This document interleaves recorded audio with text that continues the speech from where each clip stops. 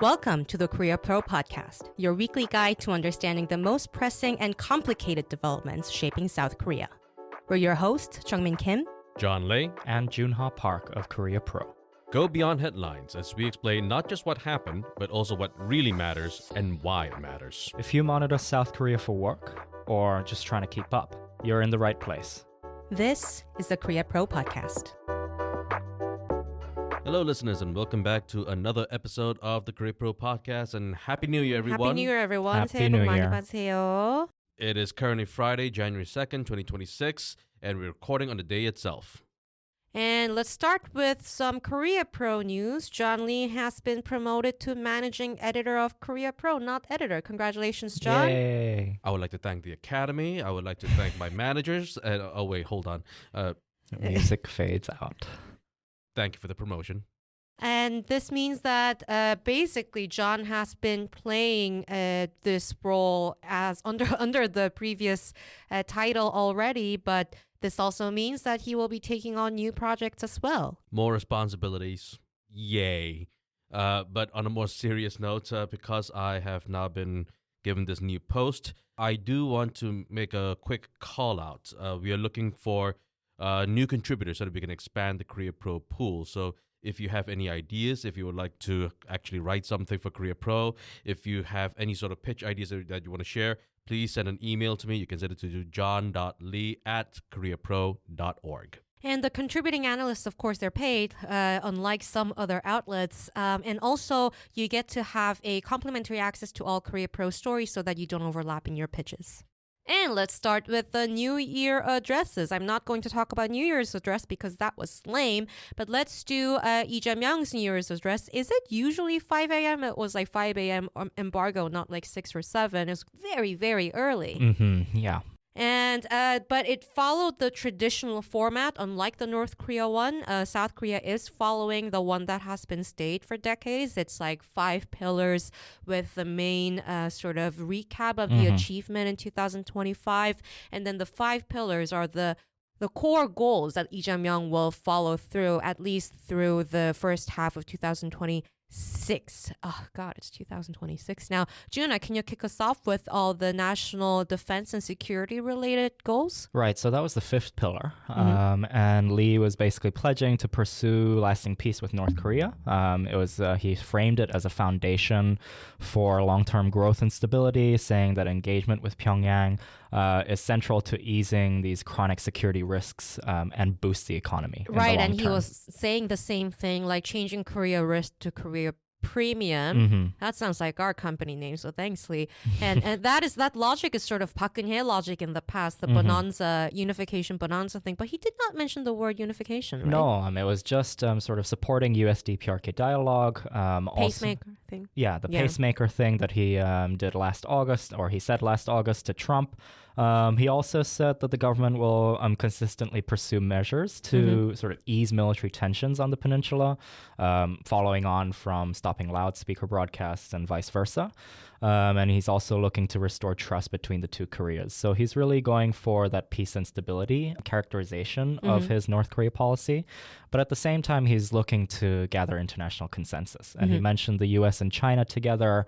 That was interesting. In pushing forward for foreign policy. I think that was just sort of a message to China just before his China visit. Which we will talk about later. Exactly. And then at the same time, he also stressed that Seoul will pursue this level of peace and stability with North Korea on the basis of the U.S.-ROC alliance. Japan wasn't mentioned, Russia wasn't mentioned, Europe wasn't mentioned, but the nuclear submarine was mentioned in one of the core achievements of 2025. And did he go into any details about U.S.-South Korea alliance? Yeah, so he did call it a renaissance. So that was his exact quote on describing the sort of Trump-Lee Jae-myung administrative talks, especially citing the nuclear submarine, as you said, also the ongoing talks to amend the nuclear agreement. So it was it was a lot of praise for what his administration has done with the United States. So the president basically said, no loudspeakers, but definitely nuclear submarine. Pyongyang is going to love that. And China, good luck with that. Let's move on to all the other pillars. Aside from the fifth one, which is also quite traditional, usually the security stuff or North Korea stuff is saved to the Last, just one, single standalone sort of pillar at the end. All the other ones were also very interesting because he was picking and choosing from the 5-year plan and the 국정과제, the national goals that he set out for, and you can really see what the priorities are in his mind right now, and you can see a bit of rhetorical language change compared to the election period. The first pillar was the people are too focused on being in Seoul, the local development thing was the first one. The second one was, this was interesting, he said he will do a great transformation from a growth based on just few conglomerates, chaebols, to everybody's growth where the opportunities and the results are equally shared. The third one was also interesting, industrial accident related pillar. And the fourth one, K stuff, K contents, K something, K culture, K beauty, K drama, K food. So let's not talk about the fourth one, but let's talk about the first, second, and third one, especially the third one. What was his point? Well, industrial accidents is something that the president has been talking about since he became president. We've had a series of huge accidents in Korea, industrial related deaths. And that's something that the president has really been hammering about.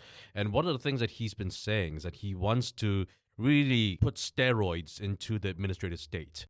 Instead of just relying on the law to fine companies in order to find them culpable of negligence or what have you, he wants the administrative state to really tighten the vice around companies. But that's something that we've already talked about last year, and I don't think we need to talk about that too much today. But the thing that I want to talk a little bit more is about what the president said about how he wants a much more balanced growth for South Korea, as opposed to just relying on the handful of conglomerates that the country has been relying on for, God knows how many past decades. That's really all. It's a nice sentiment, trying to get the small businesses to improve. But talk is cheap. If you look at all of these economic data over years, what we can see is that although these conglomerates have always employed only a small fraction of the workers here in Korea, the vast majority of businesses are small businesses. But if you look at the numbers, if you look at the export data, those small businesses are nowhere near doing well as what the president says they want him to. So he can say that he wants small businesses to succeed, but if he doesn't engage in deep, painful economic reforms, that's just never going to see the light of day. And all the consecutive conservative or progressive administrations, presidents like Park Geun-hye with Kim Jong-un before, they all failed, although they have mentioned the modernization of South Korean economic system. And what Lee said in the second pillar, this was interesting because U.S. was mentioned implicitly here. He said that while the nation had united to secure successful tariff negotiations, the benefits have largely accrued to major conglomerates. So he mentioned tariff in relations to equality going forward. And he says that this is a pattern also seen in large-scale defense and nuclear exports. And he said that these collectively earn gains and sort of trickle-down effect, but it must now flow to small and venture firms and translate into tangible income gains for ordinary citizens. So nuclear export, defense, and tariff negotiations, what are potential roadmap for this to actually come true? It's really strange hearing a South Korean progressive president extol the virtues of trickle-down economics. Let's just put it that way. Yeah. So, yes, he's talking about how these exports will eventually, again, for the lack of a better term, trickle down to small businesses. And what he's implicitly referring to are the supply chains. And the supply chains are very much important. A big company like Samsung or Hyundai cannot have all of its exports without the lower level chain of businesses that these companies rely on. But again, because of all of these tariffs, which require significant amounts of Korean businesses to invest in the U.S., these supply chains are being eroded from the inside out. The businesses are moving to the U.S. They're moving to Vietnam. They're moving to God knows where else. And so with all of this hollowing out going on within the structural economy as we speak, for the president to say that he wants all of these programs to, again, trickle down to the smaller players, again, I'm repeating myself, but talk is cheap. Right. I think his point is like trickle down, but also he is sort of implying that the government has to play a stronger role in intervention. But if Lee is listening, I'm just going to say, like, there's a domestic issue as well. Let's talk, for example, Samsung Yongin cluster. Of course, there are small and medium-sized businesses that will help with the supply chain domestically, but guess who gets picked to be there? Those players were already known to Samsung probably. So if there is a government intervention, it should be something along the lines of opening up the opportunity to get chosen by these conglomerates more fairly rather than existing players. And is that easy? Probably not. Those kinds of programs have been tried by previous presidents. You know, these initiatives where they have young businesses or these small businesses trying to be more innovative in their supply chains and everything. But a lot of these eventually tend to die down with a change in every new administration. And is Myung's initiative going to be any more different? We'll just have to wait and see. But let's just say that I'm not feeling very optimistic. And also, to be fair, criticizing is much easier than actually implementing. So actually, good luck, South Korean administration. We're not saying that it's almost like completely impossible. We're just saying that out of love. Let's move on to defense. Let's move on to defense. Speaking of out of love, tough talk. Ulchi Freedom Shield that was postponed in summer due to heat was completed in winter. Yes, so the South Korean military, the JCS, the Joint Chiefs of Staff, they said that December 29th that U.S. and South Korean forces completed the delayed field training exercises for their Ulchi Freedom Shield summer drills that were supposed to take place in August and September, but were delayed due to a heat wave. That was awkward at the time because a couple days after they cited the heat wave, it became not so hot anymore. So a lot of people were speculating, is this canceled? Is this like some sort of political intention? But at the end of the day, JCS sort of framed it around how first we just wanted to make it a, all around the year sort of readiness posture, just try something new. And also secondly, we did finish them. But there are speculations remaining because the president and the unification minister kept talking about how postponing or suspending, dialing down on the joint trainings could become a leverage in the future with North Korea. Because that worked so well before.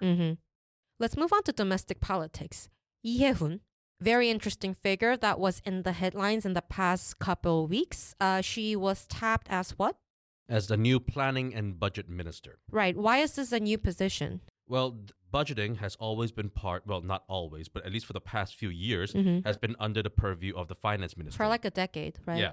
The president has been saying from day one that he wanted to remove the budgeting authority from the finance ministry from day one. And the reason for that was that he wanted to decentralize the finance ministry. He felt that the finance ministry was far too powerful in its ability to design the budget for this country. Yeah. And so he made it a separate office, answerable to the presidential office as well as the prime minister. And so by making it into a separate office, he appointed Lee Hye-hun as the inaugural minister for this new office. So what's the budget and economic sort of credential that she has, first of all? Oh, she has been a veteran economist for years. She writes a lot as well. She has written a lot. Before she entered politics, she started at the KDI, the Korea Development Institute. And while she Not many people know that, actually. Yeah, and she's been writing since the late 1990s, actually. And so because of all these vast economic papers where she wrote cost-benefit analyses about different highways being built, she talked about how Japan's economic slowdown was the model that South Korea should try to avoid, and she wrote this in 2004. So she's been writing about this for years. And of course, and the interesting thing is that, of course, she's not a progressive. Yeah. And what's her political sort of career so far? Like, what kind of person is she perceived as in South Korean society? As John said, she's not a progressive. She's very much she's very much a prominent voice within the conservative bloc for decades now. She sort of rose to prominence in the political spectra during the Park Geun-hye impeachment. So the impeachment of President Park Geun-hye, where she became quite a star within the hearings that went on, the investigative hearings that went on concerning her impeachment and the scandal that followed. What was her position at the time? Her position was she was a member of the Saenuri Party, which is a former party of the PPP. For the PPP. Yeah. And she eventually broke off with the Saenuri Party and then joined another faction. The Padden Party. The Padden Party. So she's pro-impeachment faction at she the time. was the pro-impeachment faction at the time. Like Han Dong-un right now, sort of. But fast forward to 2024, 2025, after martial law. Controversial. This is where the controversy still stands, along with the ruling bloc and the conservative bloc as well right now, where she was a very vocal supporter of releasing Yoon from detention and also supporting the anti-impeachment faction that went on for the first half of last year. And she apologized recently after being named as the minister. And sort of like controversy-wise, like first of all, there was this really ugly sort of party politics going on right after her nomination. The PPP was like, oh, like she's such a traitor. And they used the word betrayal. Yeah, betrayal. And like they were alleging that like Lee just appointed her for political purposes and so on and so forth. And DP was also quite against her because of the martial law related controversy. But what were the most recent controversy? So this is also an allegation. There was Kangdok exclusive from media there was reports. a exclusive from TV Joseon, where funny. Where I think it was a recording from 9 years ago, where one of the interns within her secretariat, when she was still a lawmaker, she was recorded as screaming at the intern and saying not such nice things. Yeah, please check the recording out for yourself. But I think that has developed into not so much a political controversy, but more on the moral controversy. Right, so the hearing should be fun. But speaking of controversies and recordings and exclusives, let's move on to what's happening within the Democratic Party. Kang Seon-woo left the party. Kang Seon-woo was someone who was initially nominated as minister position, but the gender minister position, but stepped down from nomination due to some controversy, again, about moral issues. And Kim Byung-gi, the former floor leader, he stepped down as well. And this is a linked incident. Just very quickly, what was the controversy? Right. So there was a recording that was also an exclusive. Always be careful if someone's recording, everybody. Just check. Don't talk on the phone. Don't chat. Yeah. Meet people in person. Don't use your AirPods too. But it was a recording that was released as an exclusive from MBC News. And it was a recording of the former floor leader then in 2022, I believe. Where during election period where he was picking the people to represent each district. Right. Both Kang Seon-woo and Kim Byung-gi were in the committee for the nomination, right? Indeed. And the recording alleges that Kim Byung-gi is talking to Kang Seon-woo at the time, sort of Kang apologizing and saying that, oh, please save me from a political incident, to then not floor leader Kim Byung-gi, saying that she would fully cooperate with party procedures. But what? It was mainly about claims that she accepted 100 million won, so that's about $75,000. The recording was sort of sounded like she was offered. Like it isn't completely clear. These are allegations. And also because it's not completely clear, it wasn't a kick out, but a resignation from the party. Indeed. Right? So it turns out, or it was alleged, that she accepted this 100 million won in exchange for a party nomination back in 2022. So a lot of fun stuff going on in party politics, which will continue in the new year. Last topic, export final numbers 2025. John. Yeah, the finance ministry reported that South Korea had reached a milestone, a record $709 billion export figure. And a lot of media outlets were very happy about this. This was a huge headline number, of course. And the narrative was, yes, in spite of tariffs, in spite of all of this global uncertainty, South Korea still managed to come out on top. And that was all fine and dandy until, once again, you read the fine print. Mm-hmm. Yes, South Korea's export numbers did reach a record high. And yes, it was almost 4% higher than it was last year. So that's all great news. But if you look at the details, what it actually says is that South Korea's export volume only grew by 0.6%. So what changed? What that means is that, yes, the value went up, the volume stayed flat. So exports itself didn't go up, but the dollar value came in. And a lot of that has to do with the chips. Because of all this global demand for chips and processors for AI and all of that wonderful stuff, that has actually increased in price. And so a lot more dollars have come in for the same amount of products that are being sold.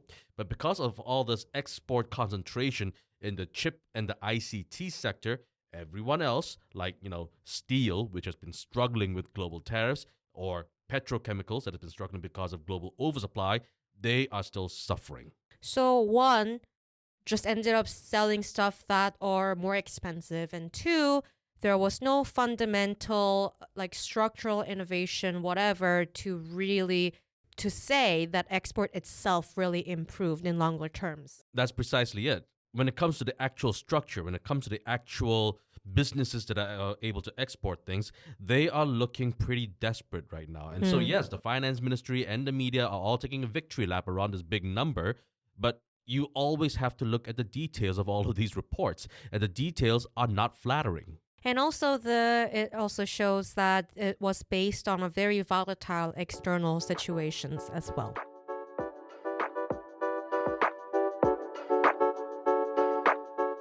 Looking to stay informed about South Korea's fast-evolving political, business and cultural landscape? Join us on Korea Pro, the go-to resource for in-depth analysis expertly curated by top-tier professionals. And now you can pick the membership level that best suits your needs, thanks to our new subscription packages. Starting at just $199 annually, you can access daily analysis and our weekly podcast. Or try our premium membership package, which offers additional perks such as executive briefings, monthly reports and forecasts, networking receptions and event opportunities, as well as much, much more. To find the best fit for you, just head to signup.koreapro.org and become a member today. Week ahead, we have a very big news coming up next week, Jeongmin's visit of China. Yeah, so Lee Jae-myung will be in China for a 4-day state visit from January 4th to 7th. He'll be meeting with President Xi Jinping on his invitation in Beijing. So they're expected to cover quite a range of sensitive issues. So politics, trade, culture, hoping to ease China's informal K-content ban. 한한령. Yeah. And they're also tackling some issues from the nuclear submarines deal with the United States and also the Yellow Sea structures within the PMZ, and Taiwan and China's support in North Korea dialogue. But would Xi Jinping really be all that concerned about South Korea's nuclear submarine? I mean, Lee Seung-lak had said that South Korea is going to disavow a high enrichment uranium fuel source reactor for that submarine. It's going to be low enrichment uranium. That's not going to be a threat to the Chinese Navy. Well, like, even when the realities are like real threats, I think China still likes playing with the power dynamics, and they could raise it. But yeah, like you say, I think the South Korean administration also is not that concerned about that. And also, but to show that how sensitive it is, they are not including the nuclear submarine mentioned into the official agenda. And also, I think the Taiwan issue is also something that has come up.